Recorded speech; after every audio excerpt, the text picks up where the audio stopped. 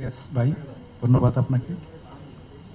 সমসাময়িক ঘটনা বলতে যা ঘটে, যেমন দলবাজি, তারপরে হলো এলাকা দখল, তারপরে হলো স্ট্যান্ড দখল, টেম্পো স্ট্যান্ড দখল, বিভিন্ন দখল থেকে যে দুই গ্যাংয়ের মধ্যে একটা আধিপত্য বিস্তারের বা দখল করার চেষ্টা করে, সেগুলি আমরা দেখাইছি ছবিতে। এবং কি করে আবার এই এই গ্যাংগুলি ভালো হয়ে যায় সেটাও আমরা দেখাইছি ছবিতে। এবং গডফাদাররা কিভাবে তাদেরকে ব্যবহার করে, এই ভালো ছেলেদের এবং গরিব ছেলেদের পুঁজি করে তাদেরকে টাকার অর্থের লোভ দেখাইয়ে কিভাবে অপকর্ম করছে এটা দেখাচ্ছি আমরা। কিডন্যাপ করে কিভাবে বিদেশে পাচার করে নারীদের, সেটাও দেখাচ্ছি আমরা। এগুলি দেখাইছি আমরা। আবার কিভাবে তারা অর্থ পাচার করে তাদের দিয়ে, সেটাও দেখাচ্ছি আমরা।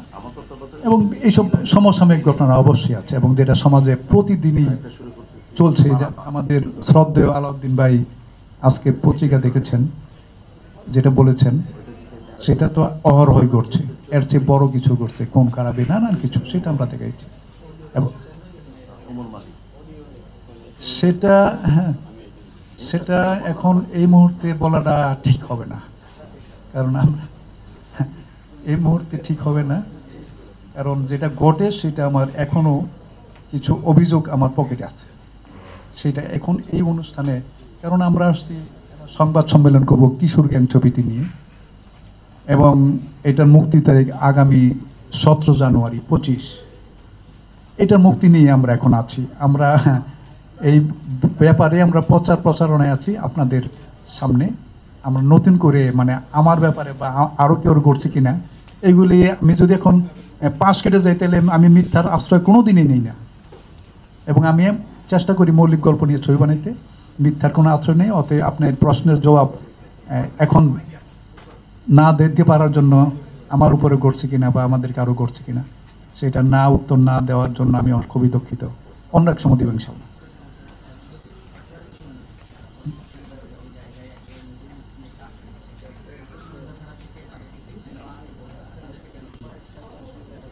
গল্পের প্রয়োজনে নিয়েছি আমরা অনেক আর্টিস্ট বাছাই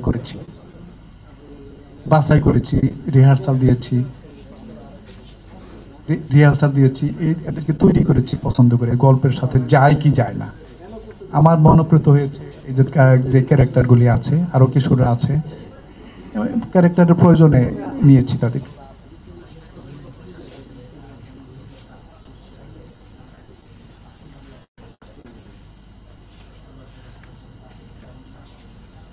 হ্যাঁ, আমি আমার শ্রদ্ধেয় দর্শক যারা আছেন, সিনেমা দেখেন, তাদেরকে বলবো আপনারা সপরিবারে অবশ্যই হলে আসবেন। আমি আশা করি এই ছোট ছেলে মেয়েরা যা অভিনয় করেছে তাদের পথে চেয়ে অন্তত আপনারা আসবেন এবং আপনারা সবাইকে অনুপ্রাণিত করবেন বাংলা ছবিটা দেখার জন্য, ছবি দেখার জন্য। আমাদের দেশে যে সমস্ত হয় এই ছবিগুলি যখন দেখবেন, তখন আমাদের প্রডিউসার কিছু অর্থ পেলে যদি ছবিটার টাকা উঠে বা লাভ হয়, লাভজনক প্রজেক্ট হয়, তখন কিন্তু আরও নতুন নতুন ছবি তৈরি হবে, প্রডিউসাররা আগ্রহ দেখাবেন এবং নতুনরাই একদিন সব অঙ্গন জয় করবে। ওই যে নজরুল বলেছিলেন, ওই নতুনের কেতন উড়ে কাল বৈশাখীর ঝড়, তোরা সব জয়ধ্বনি কর। সিনেমা এই মমতাবাজার ইনশাল্লাহ নতুনরা একদিন চাঙ্গা করবে, এটাই আমার প্রত্যাশা।